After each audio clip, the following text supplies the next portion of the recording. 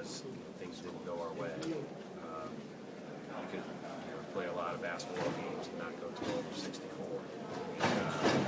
But as a coach, you don't get consumed with shot making. You get consumed with preparation. You get consumed with your work that put you there.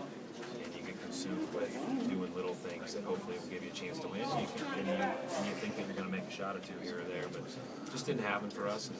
And you know what? That's okay. They'll, it'll sting for all of us now, but what they've done for us. You told us a week ago you dreaded saying goodbye to this class. What did you say to them? Well, the first thing I said was the only thing I regret from this year was not being there on senior day when I had my eye deal on. That was really hard for me, and because of all they meant to this school, to me, just personally, to my family.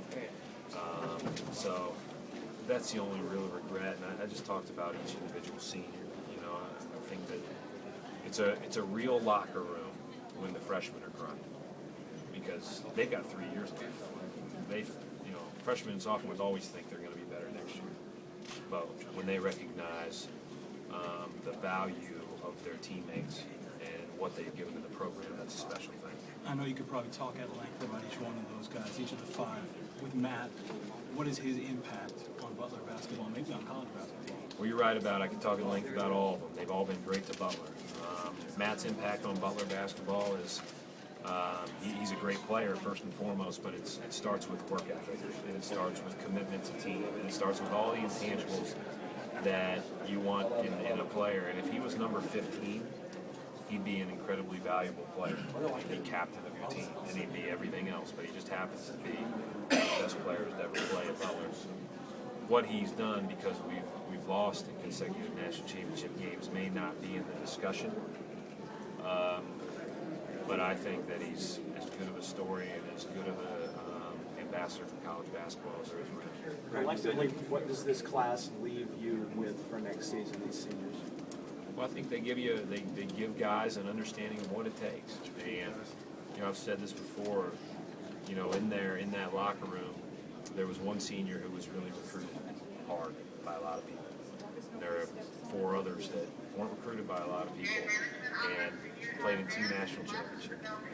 It's remarkable when you think about that. Zach Hahn, we weren't playing in the national championship game. Zach Hahn didn't make his shots the other night. He kind of put us on his back. Sean Van Dance put us on his back the whole last half of the season. It's a terrific group, and I'm more proud of them for what they mean to Butler off the court and the way that they act and everything else than I am about 30 years from now I won't care about whether the shots went down because we'll still have a great relationship. A lot of those shots were going up and you were clapping before they even were let go. Did you feel like they were going to start falling? Yeah, I think so. And here's the thing, Jeremiah. I think that you're kind of in that, hey, you just need one to fall. You just need one to fall to kind of break that streak. And we've got streak breakers all throughout that locker room. They've been like that. We've played how many games where we just kind of are back and forth and we can't really get anything going our way, but we're hanging in and we got a shot, and then you make one, and now all of a sudden you're there. We just couldn't make one. We had great looks, I thought, but credit UConn. We always tell our team this: guard so hard that when they get open looks, it's not as comfortable. And UConn is the best shot contest team that we've played all year, and it's not even close. Going back to back, what does this mean to recruiting for your program from here on? Can't get better players than we have. That's one thing that's very obvious. We went to 2 straight national championship games, so I hope we can just continue to push this level of player. How about for you personally, Coach? Not a lot of guys get to do this twice, regardless of the result. No, I think that's something that I'll look back on down the road and probably enjoy. To be honest, it's all about extending the season with those guys. That's all I care about. It's just trying to play the next game, and push off that locker room that we had as far as we could. We did. It's a bitter pill to swallow at the end because of the way it ended. But there's nothing to hold our heads about or hang our heads about. That's for sure.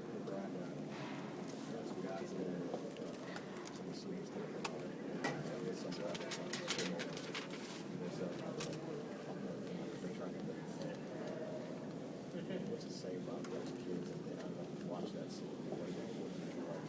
Well, it's hard for me to watch. It's hard for me to talk about. But it's the best part of the story. You're good. And I think that's the bottom line. I mean, that's what it's all about. These guys truly care. It's not talk. It's not, when they say they're a team, they are a team. And that's exactly what happened. And the other thing they are is they're accountable. And so all the people that played the game feel like they somehow let us down. That's ridiculous.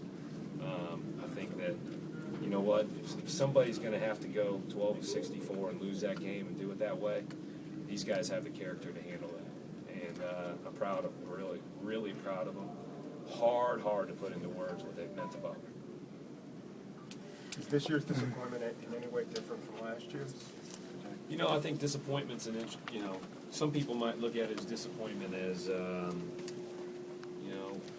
lot of people want that title of champion, NCAA champion. It's disappointing when the year ends and you lose your last game because you care about your kids. And, yeah, it's disappointing, but we'll live. And I don't think it takes away from what these guys have done. Not only the past 2 years, but before that. In terms of the shooting, how much effect is the arena itself? How much effect is the fact that they allow so much contact? Well, I thought the arena is one thing. I don't know about the contact. There was some contact, but the bottom line was I thought they just contested shots better than anybody we played all year, and maybe in the last 2 years. They were long, they were athletic, they were active, they were really in tune. He's done a remarkable job. He had freshmen playing like seniors out there defensively. The way Lamb contested shots was better than I'd seen on tape. And I think that's something that's a real credit to that kid and that program. Does this level of success change how you think about your future at all? The last thing I'm thinking about right now is my future. I care a lot more about those guys than I do. I think I'll be okay. The hard part is that some of these guys don't have another college basketball season. Coach, obviously they're extremely disappointed in there. What do you tell them, knowing, especially those seniors, what do you tell them to have help their heads? Well, it's not going to help right now. But, what you tell them is, hey, everything you guys have been through and the way you've handled it and everything else is going to, you're going to be successful. And not successful as in, the way some people might view it, but they'll be fulfilled. That is a kid, that's a group of people they're going to be good family people, they're going to be just good people. I'm proud to be their coach, and that's what you talk about. You talk about what they meant as people to your program. And again, the last thing, if we would have won this, the title would have been nice, the net would have been nice, the trophy would have been nice, but it wouldn't have trumped the relationships. So we lost, we still have the relationships. And so that's a good part of it. That's the real positive in the whole story, and that's the positive of any team like this, which is probably rare. Looking at the box score, it's a Butler game. These are games you usually win looking at the numbers. Is there something to be admired about the way UConn was able to come out today? As a fellow coach, what do you say about Jim Keller? He's a very good coach. They did a great job. They guarded us. My only argument was that we've never shot 12 of 64 before. So it was a Butler game defensively. We played great defensively. I thought we were really in tune, really guarded. I thought we gave up some baskets late because we had to gamble. Because they were behind. You can't gamble on those guys. They're too good. You're in trouble if you have to chase them and all that stuff. So we just didn't make shots, but they had a lot to do with that. That was a well-coached defensive team. They were really good. But defensively, did you do everything you planned on coming in? And 53 points was good enough that I thought we'd be good enough One to more win. question. Sorry if you've gone into it before, but you couldn't imagine that the first half would continue. That the shooting would get worse. You guys had to feel pretty decent to have a lead and not be playing as well as you played.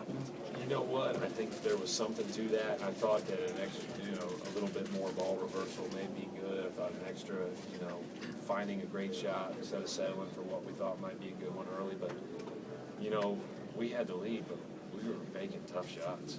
And we had to make deep shots.